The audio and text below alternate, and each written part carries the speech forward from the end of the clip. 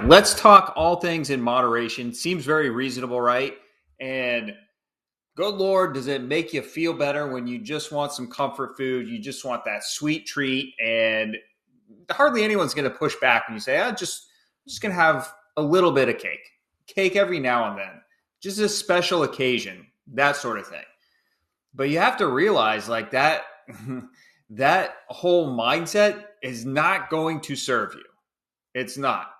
And would it be great if we could all just indulge in whatever foods that we want at any given time and it not have any negative impact on our health?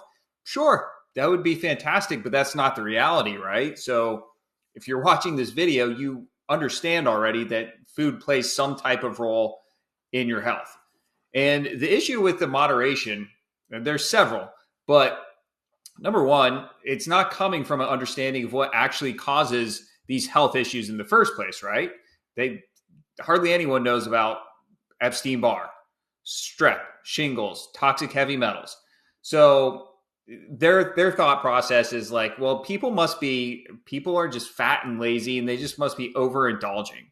So maybe if we can just restrict, maybe if they're eating this much bad food and we can just take it down to here, that's got to be helpful, right? Like technically, yeah, like that is less bad. But if we're trying to move from bad health to healing and reversing chronic health issues, we have to have a totally different mindset, totally different approach. And yeah, you can still eat some like really tasty food, 100%. But you have to learn how to nourish yourself with foods that at the very least are not going to feed those pathogens and prevent those heavy metals from being dislodged and taken out of your body. So you have to learn how to bring in lots of healing foods, right? And so that's going to be different. That's going to be, you're going to have a learning curve when you're switching, when you're used to eating like this rich, decadent desserts and comfort food that we all kind of grow up on. And then we have to rearrange things and we have to learn how to come over here and find joy and comfort in some other foods. Sure, that's totally normal. And we can expect that at first, it's not going to hit those same notes. But look, there's a price that you pay for healing. And is it worth it? Absolutely. For the level of healing that just about anyone can achieve if they follow the right protocols, yeah, it's worth it. But there are sacrifices that are going to have to be made. So this whole idea that, like that's too much. And like, I deserve, like, I think that's getting out of hand. Like, I think we're going to be okay if I just have it, when I go out for birthdays, birthday celebrations, things like that.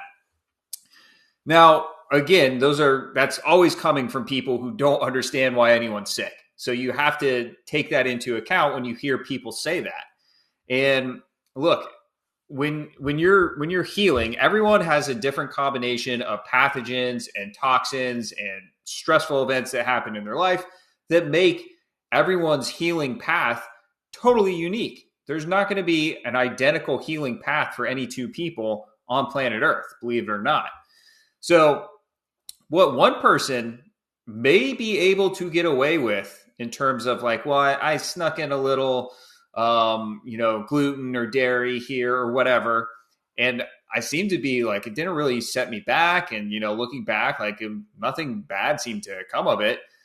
Some people may be able to get away with that. But there are plenty of other people who just having a bit of a troublemaker food every now and then can totally derail their healing. And let me tell you, healing is not the easiest thing in the world all the time. So when you're putting all this work and effort into healing, the last thing that you want to do is then turn around and shoot yourself in the foot for that 5 minutes of enjoyment of eating the cheesecake or whatever it is, and then just have like your progress just boom, hit an immediate roadblock. It's not fair. I agree, but that's the reality.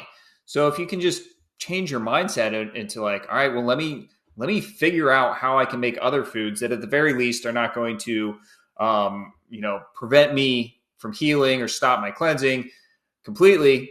Let me find how I can enjoy those in a way that I still get immense satisfaction. And it can be done. Everyone can do that, but you kind of have to fight for it, right? Like you can't just expect someone to just hand you something and be like, oh, like here, like I hope you like this, because everyone has different tastes and likes different things about food. So you have to put in the effort and like keep trying things and, stick with that and kind of be bullheaded and stubborn until you find the things that are going to bring you that enjoyment. So moderation, I mean, honestly, it's great for people who profit off you staying sick and who sell foods that promote sickness. That's a great line if you're in one of those industries, 100%. And look, I mean, there's plenty of well-meaning people who also abide by the moderation, myth. So you just have to watch out for it. And look, at the end of the day, food is just food, right? And if your desire to heal is big enough, and like that's your driving factor, then what's stopping you from just eating healing foods? Why can't you just eat healing foods? Now, there's other things that come into play, like the adrenaline release and different, chemical reactions that happen in the body when you eat certain foods. There's a lot to explore there too, and I have some videos on that. But at the end of the day, if you just want to heal, just eat healing foods. It really can be that simple. Remember, it's not always easy, but it is very simple. So just try not to fall for that moderation trap that catches so many people off guard. And especially if you're not prepared and you're out at a party or you're out to dinner and your guard is down, it's so easy to just tell yourself, like, let me just, like, how bad can it be if I just have that one? And some people can get away with it, but other people are going to pay a price. And, there's the physical repercussions of that too, but then there's also the mental repercussions of things like that too, where it can kind of crush some people's spirit. And, just having that emotional setback from how they feel when they indulge in something that they shouldn't, that's another aspect that can kind of hold people back on their healing journey. That's just not going to serve you. So try to stay on the track of finding healing foods, or at the very least neutral foods that aren't going to set you back. And just because you have to realize that just because everyone else seems to be able to enjoy foods, at least to some degree, you have to remember that you have a different goal.